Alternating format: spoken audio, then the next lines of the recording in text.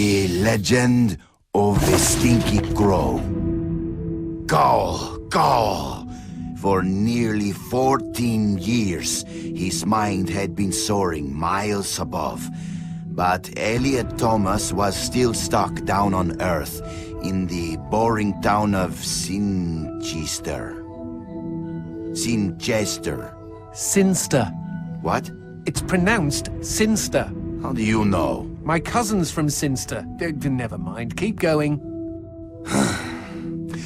Alone in his treehouse, he glued feathers to his wingsuit, readying himself for the day he would join the Phoenixes and Quetzalcoatlus in the sky. "Dinner time," cried his mother from their house across the yard. Elliot sat at the center of the table. A TV dinner was challenging his BO as the dominant smell in the room. On his left, his mother yammered about her day at the ER. On his right, his father was absorbed in his smartphone. As for Elliot, his eyes were fixed on the ceiling fan, the most fascinating personality within a 10-foot radius.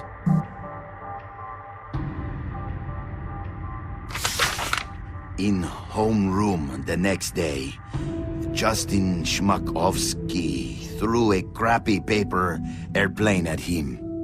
Within seconds, Elliot had built a superior vessel.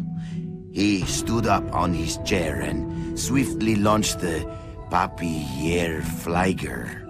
What? At his unsuspecting enemy. Go, Papierflieger, go! Zoom, splort. The marvel of paper aviation lodged itself in Justin's tender eyeball.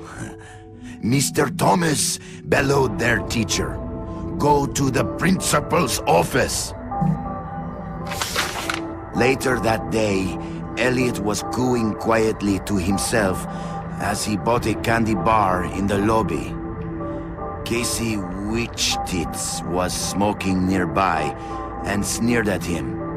"You'll never fly, Stinky Crow," she laughed. "Why don't you go jack off to some bird porn?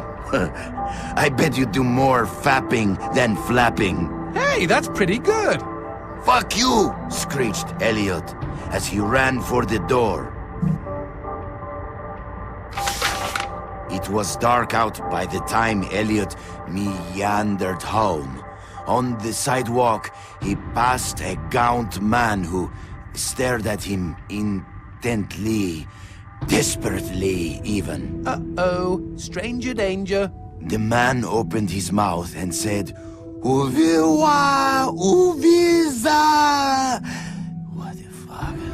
Elliot had planned to eat his candy bar tonight while he finished his masterpiece, but he instead held it out to the man. "I know what you mean," he replied. The schoolyard was packed the next morning as Elliot's classmates waited for first bell. Go! As one, the students turned toward the gate and saw Elliot dressed head to toe in his wingsuit. After a moment of shock, they burst into laughter. But they were already far below him. He swooped through their midst and into the school. Go! He bounded through the halls, zigzagged up the stairwell.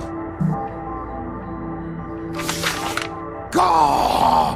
The school let out a collective gasp when they saw a Stinky Crow on the roof.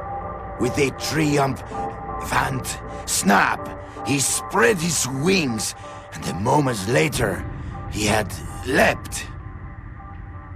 The next 2 seconds were the most beautiful of Elliot's entire life. He could feel their eyes upon him.